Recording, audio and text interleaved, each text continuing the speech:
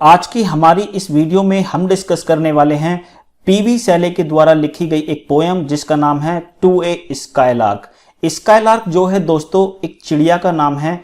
इस चिड़िया की तारीफ करने के लिए ही पीवी शैले ने ये एक बहुत लंबी पोयम लिख दी। दोस्तों इस वीडियो में मैं आपको की फैक्ट्स नहीं बताऊंगा, की फैक्ट्स के लिए मैं आपके लिए एक सेपरेट वीडियो बना दूंगा, लेकिन आपको दोस्तों फिर भी जो चीजें जान लेनी चाहिए वो ये हैं। ये पोयम दोस्तों 21 स्टैंजा की है। कितने स्टैंजा की है? 21 स्टैंजा की है। हर एक स्टैंजा में कितनी लाइन्स है? 5 लाइन्स हैं। तो टोटल जो है इसके अंदर दोस्तों 105 लाइन है पोयम के अंदर, ठीक। और हर एक स्टैंजा की राइमिंग स्कीम जो है वो फिक्स्ड राइमिंग स्कीम है। इसकी राइमिंग स्कीम है दोस्तों A B A B B. ये हर एक स्टैंजा की राइमिंग स्कीम है। तो आप ये जान लीजिए दोस्तों, ये जो है 105 लाइंस की पोयम है। इसीलिए दोस्तों इस पोयम को हम 2 पार्ट्स में डिस्कस करेंगे। ये दोस्तों इस पोयम का कौन सा पार्ट है? पहला पार्ट है। तो शुरू करते हैं दोस्तों आज की हमारी वीडियो को। देखिए ये है आपके सामने पहला स्टैंजा। इसके टॉप पर आपको दोस्तों स्टैंजा का नंबर मिल जाएगा। इसके 21 स्टैंजास हैं, हम उनको एक एक करके डिस्कस करेंगे। पढ़ते हैं दोस्तों। Hail to thee blithe spirit, bird thou never wert, thou from heaven or near it, pourest thy full heart in profuse strains of unpremeditated art. देखिए दोस्तों, हेल का मतलब होता है यहां पर वेलकम करना, ठीक। यहां पर पीवी शैले वेलकम किसको कर रहे हैं? इस चिड़िया को वेलकम कर रहे हैं कि आओ तुम्हारा स्वागत है। क्या कहते हैं इसको दोस्तों? Blithe spirit. ब्लाइथ का मतलब होता है दोस्तों हैप्पी। इसको ये हैप्पी चिड़िया कह रहे हैं, एक खुश मिजाज चिड़िया कह रहे हैं, ठीक है। और ये बोल रहे हैं बर्ड दाउ नेवर वर्ड, तुम कभी एक चिड़िया तो थी ही नहीं, तुम तो कोई ऐसी दिव्य चीज हो जो आती है दैट फ्रॉम हेवन, जो आती है कहां से? हेवन से आती है, स्वर्ग से आती है, आकाश से आती है, और नियर इट या फिर इसके आसपास से कहीं से आती है। तुम इस धरती का जीव नहीं हो, तुम तो स्वर्ग से आई हुई कोई चीज हो। प्योरेस्ट दाउ फुल हार्ट, तुम्हारा जो दिल है ना वो बड़ा ही पवित्र है, तुम किसी के लिए भी बुरा नहीं चाहती, तुम्हारा दिल जो है वो बहुत ही पवित्र है। इन प्रोफ्यूज स्ट्रेन्स, देखिए यहां पर स्ट्रेन्स का मतलब है दोस्तों जो इस चिड़िया का गाना है उसकी बात की गई है। जो म्यूजिकल नोट है इस चिड़िया का उसकी बात यहां पर की गई है कि वो कैसा है? अनप्रीमेडिटेटेड है, मतलब अनप्लान्ड है। ये चिड़िया उस गाने को, कोई भी गाना ये चिड़िया गाती है वो इस चिड़िया का प्लान किया हुआ गाना नहीं होता। जो कुछ भी ये चिड़िया, ये दिव्य चिड़िया जो कुछ भी गाती है वो बड़ा ही मधुर होता है, वो बड़ा ही मीठा होता है, लेकिन उसको ये चिड़िया प्लान करके बिल्कुल नहीं गाती। आई होप दोस्तों ये पहला स्टैंजा आपकी समझ में आया होगा। कोशिश करेंगे आपको मैं इतनी अच्छी तरह से इस पोएम को समझा दूं, इसके बाद आपको कोई और वीडियो देखने की जरूरत ना पड़े। बढ़ते हैं दोस्तों सेकंड स्टैंजा की तरफ। Higher still and higher from the earth thou springest. देखिए दोस्तों यहां पर इस चिड़िया के बारे में, स्काईलार्क के बारे में पीवी शैले कहते हैं हायर स्टिल एंड हायर, तुम उड़ती हो। कहां पर उड़ती हो? आकाश में उड़ती हो, और ऊंचे से ऊंचे उड़ने की कोशिश करती हो। और ये स्टार्ट कहां से करती है उड़ना? फ्रॉम द अर्थ। ये स्टार्ट करती है दोस्तों कहां से? धरती से उड़ना स्टार्ट करती है। दाउ स्प्रिंगेस्ट, आपने देखा होगा दोस्तों स्प्रिंग होती है, अगर हम उसे नीचे की तरफ दबाते हैं तो वो तेजी से ऊपर की तरफ जाती है। तो इसी तरह से स्काईलार्क बर्ड भी जो है जमीन से एक जंप लेकर, यहां पर स्प्रिंग का मतलब है दोस्तों हल्के से कूदना, ये हल्के से कूद के ऊपर की तरफ उड़ती है और उसी जंप से ये आकाश में बहुत ऊंची उड़ान भर लेती है। Like A cloud of fire, यहां पर देखिए तुलना की गई है किससे? एक क्लाउड से। क्लाउड किस तरह का? यहां पर फायर शब्द का इस्तेमाल हुआ है, तो दोस्तों ये आग नहीं है। यहां पर देखिए, जब आपने कभी देखा होगा सूरज डूबने वाला होता है, जब वो डूबने के पहले अपने जो आसपास का बादल होता है उसको बिल्कुल लाल कर देता है। सूरज के आसपास का बादल जो है वो लाल हो जाता है, ऐसा लगता है कि उस बादल में आग जल रही हो। तो उस जगह पर भी दोस्तों ये स्काईलार्क जाती है। पहले तो ये कहां उड़ती है, द ब्लू डीप दाउ विंगेस्ट, पहले तो ये उड़ती रहती है कहां पर, जहां पर नीला आसमान होता है, लेकिन जब दिन ढलने को होता है तो ये उस जगह पर भी पहुंच जाती है जहां पर सूरज की किरणों की वजह से जो बादल लाल हो जाता है, ये स्काईलार्क वहां पर भी उड़ते उड़ते पहुंच जाती है। एंड सिंगिंग, और गाती रहती है, स्टिल डोस्ट सोर, सोर का मतलब होता है दोस्तों यहां पर उड़ते हुए, ठीक है, तो ये गाती है उड़ते हुए, और सोरिंग एवर सिंगेस्ट, उड़ते हुए गाती है और गाते हुए उड़ती है, इसका ये मतलब है। तो दूसरा स्टैंजा दोस्तों यहां खत्म हो जाता है। बढ़ते हैं तीसरे स्टैंजा की तरफ। In the golden lightning of the sunken sun, यहां पर दोस्तों कहा गया है, संकन सन का मतलब होता है दोस्तों डूबते हुए सूरज।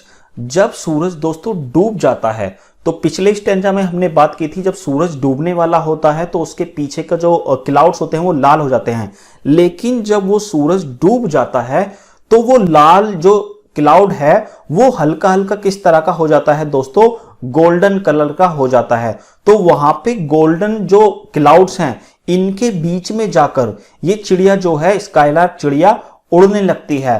Over which clouds are brightening, और ये क्लाउड कैसे होते हैं, चमकीले होते हैं, गोल्डन कलर के तो हैं ही, और इनके ऊपर भी जाकर, ब्लू स्काई में तो उड़ती है लेकिन इस गोल्डन जो क्लाउड है वहां पर भी जाकर ये चिड़िया उड़ती है। दाओ डोस्ट फ्लोट एंड रन, देखिए यहां पर जाकर ये चिड़िया जो है स्टंट करती है। किस तरह के स्टंट करती है, जब ये वहां पहुंच जाती है तो ये कभी कभी आपने देखा होगा पक्षी अपने परों को रोककर तेजी से नीचे की तरफ को आते हैं, तो ये पक्षियों का स्टंट ही होता है। तो ये इस तरह के स्काईलार्क स्टंट वहां पर कर रही है, कहां पर, गोल्डन जहां पर है क्लाउड, वहां पर इस तरह के स्टंट कर रही है। और रन, फिर से एक बार ऊपर की तरफ को जाती है, पहले तो पंखों को रोककर नीचे आती है, फिर एक बार फिर से ऊपर जाती है। Like an unbodied joy whose race is just begin, यहां पर देखिए ये अनबॉडीड का मतलब होते हैं कि ये ऐसे ऐसे स्टंट कर रही है जैसे इसके अंदर कोई वेट ही ना हो, इसके अंदर कोई भी शरीर ना हो, ये एक आत्मा हो, ऐसे ऐसे स्टंट कर रही है ये, ठीक है।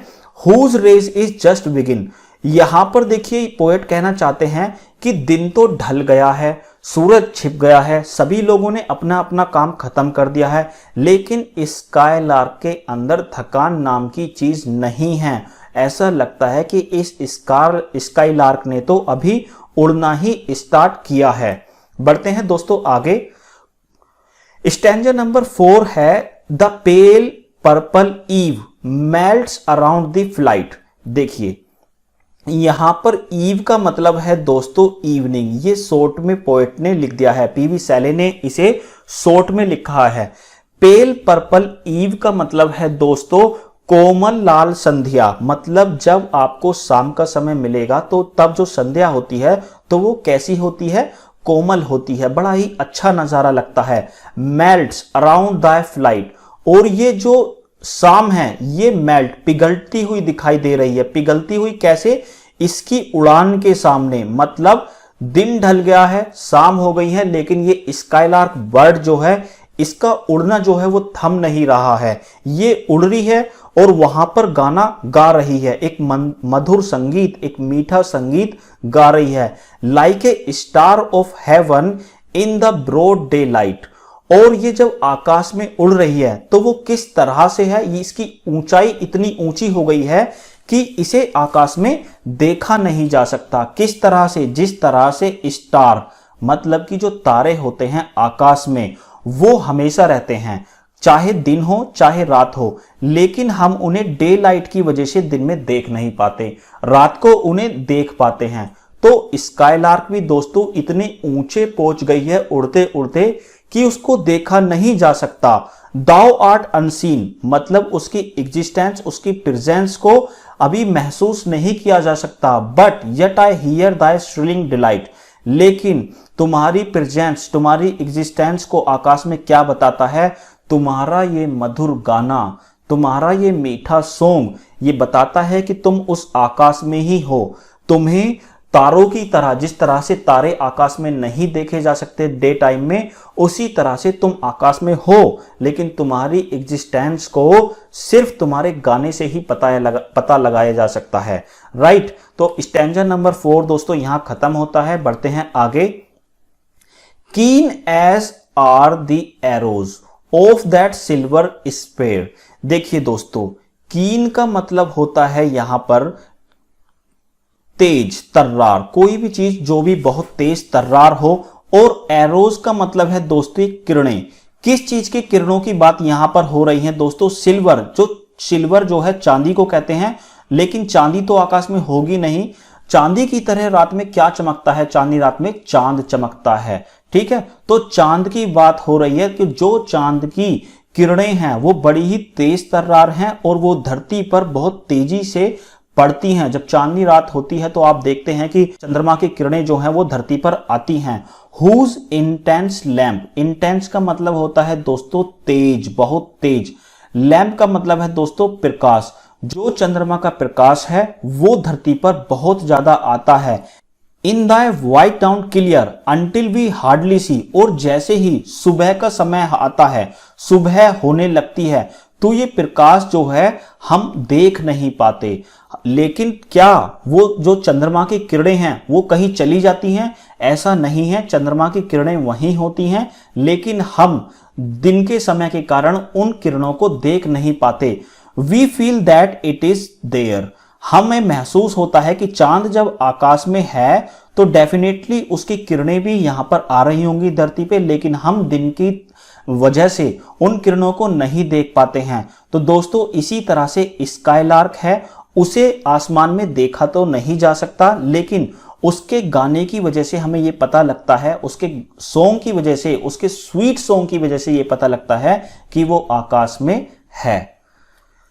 स्टैंजा नंबर 6 है all the earth and air with दाय वॉइस इज लाउड। देखिए दोस्तों, ऑल द अर्थ, अर्थ का तो मतलब आप समझते हैं पृथ्वी, धरती की बात यहां पर हो रही है। और एयर का मतलब है दोस्तों यहां पर आकाश। इसका मतलब हवा नहीं है यहां पर, इसका मतलब है आकाश।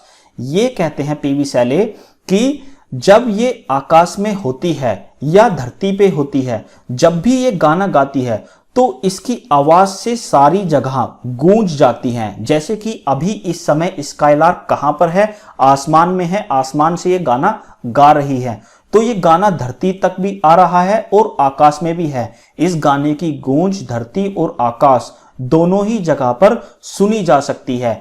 As when night is bare from one lonely cloud the moon rains out her beams and heaven is overflowed. देखिए दोस्तों, यहां पर पोएट पीवी सैले कहते हैं कि जिस तरह से लोनली क्लाउड का मतलब है दोस्तों एक अकेला बादल, जिस तरह से देखिए आकाश में आपने चांद है उसको देखा, चांदनी रात है, उसकी किरणें जो हैं धरती पर आ रही हैं, लेकिन कोई एक अकेला बादल चांद के सामने आ जाए और चांद की सारी किरणों को धरती पे आने से रोक दे, तो उसकी किरणें क्या कहीं और चली जाएंगी? हाँ, उसकी किरणें धरती से आने से रुक जाएंगी और वो किरणें कहां चली जाएंगी? हेवन में चली जाएंगी, मतलब आकाश में फैल जाएंगी, क्योंकि बादलों ने उन किरणों को धरती पे आने से रोक दिया है और वो किरणें जो हैं कहां पर पहुंच गई हैं? वो आकाश में। उस समय आप आकाश में नजर देखोगे तो आकाश ज्यादा प्रकाश से भरा हुआ होगा, और प्रकाश भी किस तरह का? ओवरफ्लोड, मतलब एक तरह से प्रकाश की आकाश में बाढ़ आ चुकी होगी। धरती पर अंधेरा हो जाएगा क्योंकि बादल ने चांदनी को ढक लिया है और वो चांदनी अब आकाश में चमक रही है। स्टैंजा नंबर 7 है what thou art we know not what is most like दी।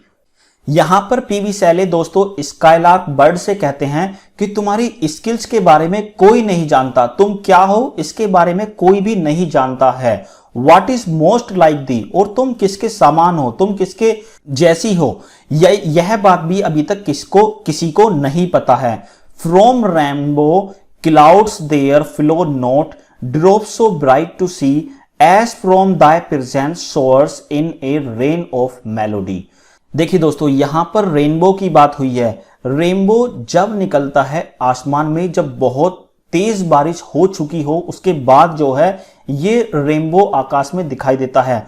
और आप जानते हैं रेनबो जब आकाश में दिखाई देता है तो ये बहुत ही सुंदर दिखता है। इसके अंदर 7 जो है कलर होते हैं रेनबो के अंदर। जैसे दोस्तों रेनबो चमकता है तो ये बहुत ही सुंदर होता है, लेकिन यहां पर ड्रॉप्स जो शब्द का इस्तेमाल किया गया है, यहां पर पीवी सैले कह रहे हैं कि रेनबो भी आसमान में है और बारिश की बूंदें भी आसमान से, क्लाउड से, बादलों से जो हैं वो गिर रही हैं। और वो कैसी हैं? ब्राइट हैं। वो देखने में कैसी लगती हैं? ब्राइट टू सी का मतलब है वो ऐसी लग रही हैं कि उसमें रेनबो के जो 7 कलर हैं वो सातों के सातों कलर उन बूंदों के अंदर आ गए हैं, उन बारिश की बूंदों के अंदर आ गए हैं। सोचिए कि रेनबो के 7 कलर यदि बारिश की बूंदों के अंदर आ जाएं तो वो कितने अच्छे लगेंगे। As from the presence showers a rain of melody. लेकिन जो बारिश की बूंदें हैं ये जिसके अंदर रेनबो के कलर मिले हुए हैं, वो कलर भी तुम्हारे गाने के सामने कैसे हैं? फीके हैं। देखिए यहां पर कितनी ज्यादा तारीफ स्काईलार्क की कर रहे हैं पीवी सैले। वो कह रहे हैं कि रेनबो के कलर भी स्काईलार्क के गाने के सामने फीके हैं और जो स्काईलार्क का गाना है वो बहुत ही मधुर है, मीठा है। स्टैंजा नंबर 8 है, like a poet hidden in the light of thought, singing hymns unbidden, till the world is wrought, to sympathy with hopes and fears, it heeded not. देखिए दोस्तों इन लाइनों का मतलब है कि यहां पर दोस्तों पीवी सैले ने इस स्काईलार्क बर्ड की, इस स्काईलार्क पक्षी की तुलना किससे की है? एक पोएट से की है। एक पोएट जो अपनी ही सोच में, अपने ही विचारों में पूरी तरह से खोया होता है जब वो कोई रचना करता है, जब वो कोई पोएट्री लिखता है। उसी तरह से दोस्तों ये स्काईलार्क भी जब गाना गाती है तो ये बिल्कुल मगन होकर गाना गाती है। इसे दुनियादारी की कोई भी सुध नहीं होती। Singing hymns अनबिडन।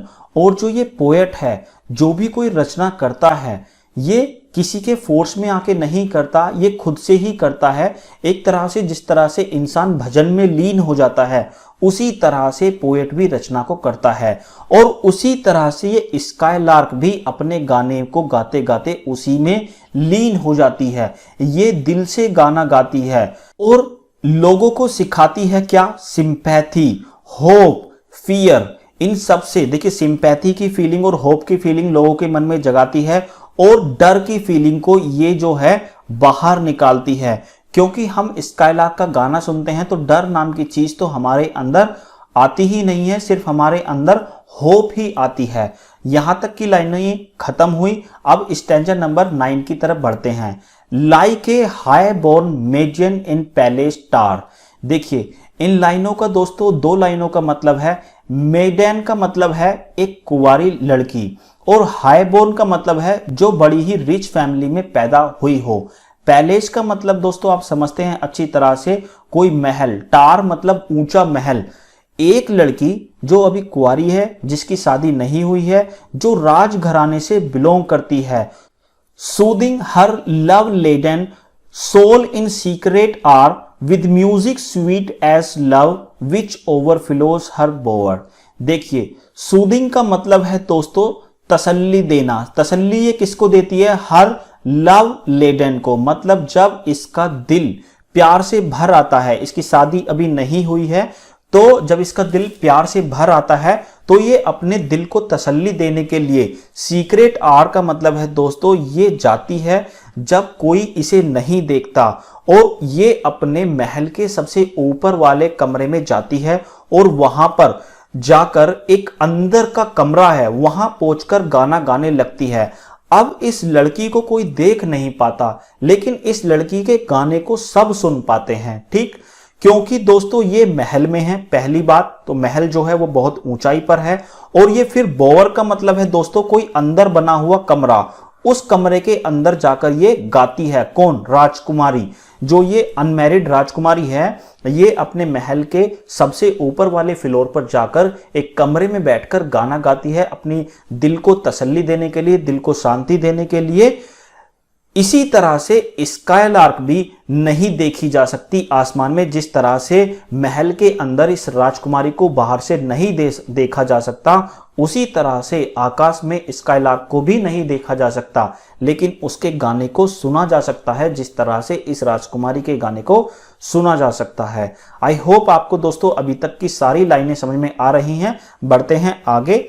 Like a glow worm golden in dell of dew scattering unbeholden, it's a real hue among the flowers and grass which screen it from the view।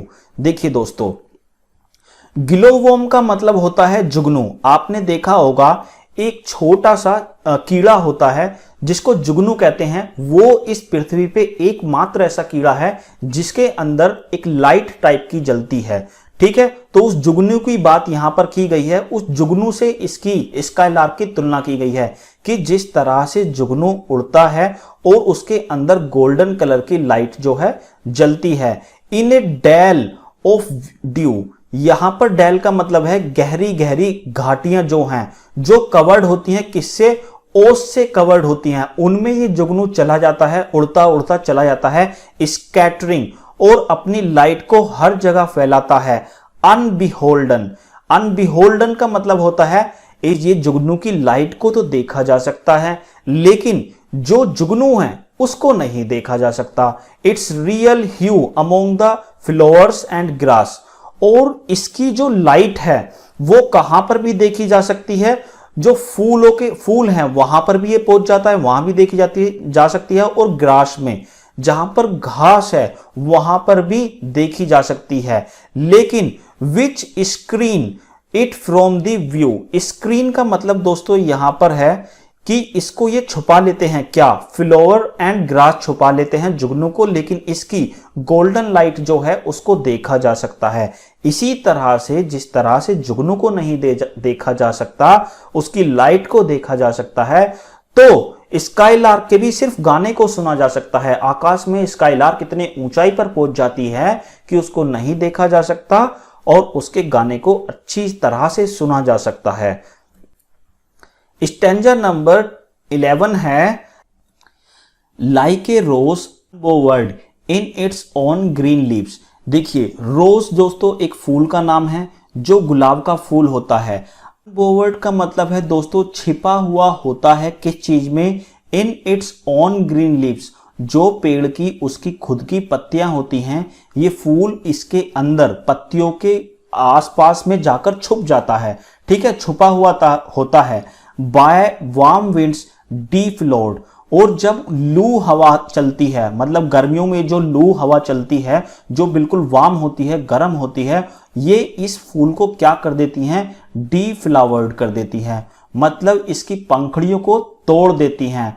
Till the sent it gives, लेकिन फिर भी इसके बाद में भी ये क्या देता है, फ्रेगनेंस देता है, बढ़िया सी खुशबू देता रहता है। मेक्स फेंट, जो आदमी को, इंसान को बहुत ही सुगंधित लगती है, जिसकी वजह से अगर आपको गुलाब के फूलों की महक सुंघा दी जाए तो आप कैसा फील करोगे, फेंट फील करोगे कि बस यहीं पे लेट जाओ आराम से, बस इसको सूंघते रहो। With too much sweet those heavy winged thieves.